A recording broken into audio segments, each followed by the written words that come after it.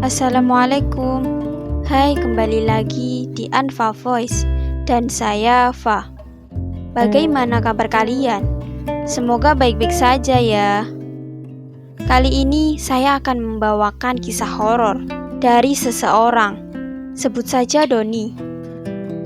Doni mengaku mengalami kisah horor saat ia berlibur di rumah teman tetangganya di sebuah desa. Tapi sebelum kita lanjut ke ceritanya, buat kalian yang suka dengan video seperti ini, jangan lupa klik subscribe dan like-nya ya. Terima kasih. Untuk pengalaman yang baik, saya sarankan menggunakan headset ya.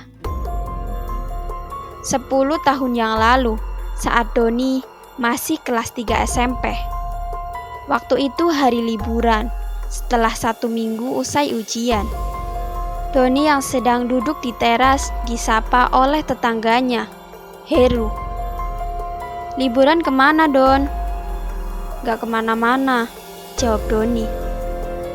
Terjadilah percakapan basa-basi antara mereka. Yang intinya, Heru mengajak Doni berlibur ke rumah teman Heru yang ada di desa. Nama teman Heru adalah Lian. Setelah ngobrol begitu lama, pada akhirnya Doni mengiyakan ajakan Heru. Dan ternyata ada 3 teman lainnya yang juga ikut dengan mereka. Singkat waktu, pagi harinya mereka pun berangkat menuju rumah Lian. Rumah Lian berada di desa yang lumayan jauh dari rumah Doni, sekitar 5 jam jarak tempuh. Kebetulan, memang di antara teman-temannya hanya Doni yang belum pernah berkunjung ke rumah Lian. Singkat cerita, sampailah mereka di rumah Lian. Rumah Lian tak jauh berbeda dengan rumah pada umumnya. Karena Doni dan temannya sampai agak siang, mereka pun langsung beberes perbekalan. Sebab mereka berencana menginap 2 hari di rumah Lian. Setelah selesai, Doni dan temannya pun memutuskan untuk main game sembari menunggu azan duhur tiba.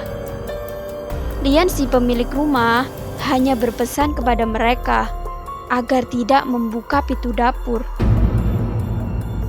Singkat waktu, saking asiknya bermain game, teman-teman Doni pun lupa jika sudah tiba azan zuhur. Dan tiba-tiba, TV yang dipakai main game pun mati sendiri. Padahal kondisi lampu di kamar menyala. Doni dan temannya hanya bisa saling pandang atas kejadian itu. Dan tak lama kemudian, mereka berenam pun langsung berlari keluar rumah. Doni yang ketakutan melihat Heru, Lian, dan 3 temannya sedang bergumam seolah sedang membicarakan sesuatu tentang kejadian tadi. Setelah merasa tenang, Lian pun mengajak Doni dan yang lainnya kembali ke rumah dan meyakinkan bahwa kejadian itu hanya kebetulan semata. Singkat cerita, jam 4:30 sore sebelum maghrib, mereka berenam pun mandi. Namun kebetulan, Doni kebagian mandi paling akhir. Dan kamar mandinya itu menyatu dengan ruang dapur, namun terpisah dari rumah utama. Jadi rumah Lian seperti dibagi 2 bagian. Dari segi bangunan pun berbeda. Dapur dan kamar mandi terlihat seperti bangunan kuno, berbeda jauh dengan rumah utama. Setelah diberitahu lokasi kamar mandi oleh Lian, Doni pun pergi menuju dapur. Karena memang kamar mandinya satu bangunan dengan dapur. Betapa kagetnya Doni. Ternyata ruang dapurnya tampak sangat luas. Terlihat di dalam dapur juga ada sebuah ranjang kosong. Doni yang kaget mencoba berpikir positif. Meski terlihat aneh ada ranjang di dapur. Saat Doni melangkah menuju kamar mandi, ia melihat pintu yang seperti disengaja diganjal lemari.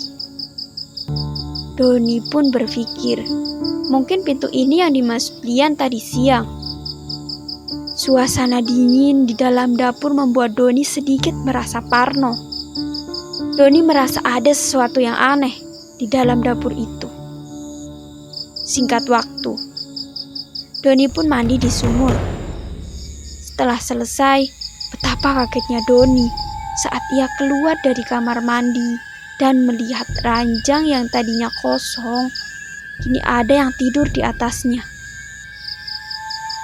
Dan itu adalah sosok nenek tua berambut putih yang sedang berbaring sembari menatap tajam ke arah Doni. Doni yang saat itu kebingungan pun mencoba melangkahkan kaki. Namun nenek itu tetap saja menatap kemanapun Doni melangkah sembari tersenyum. Saat itu Doni benar-benar sangat ketakutan. Karena dia yakin apa yang dia lihat itu bukan manusia.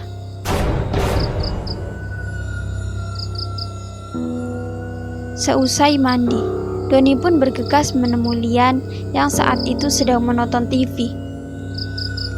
"Kok kamu gak bilang kalau ada nenek kamu di sini? Katanya rumahnya kosong," tanya Doni. Lian pun langsung menatap Doni keheranan.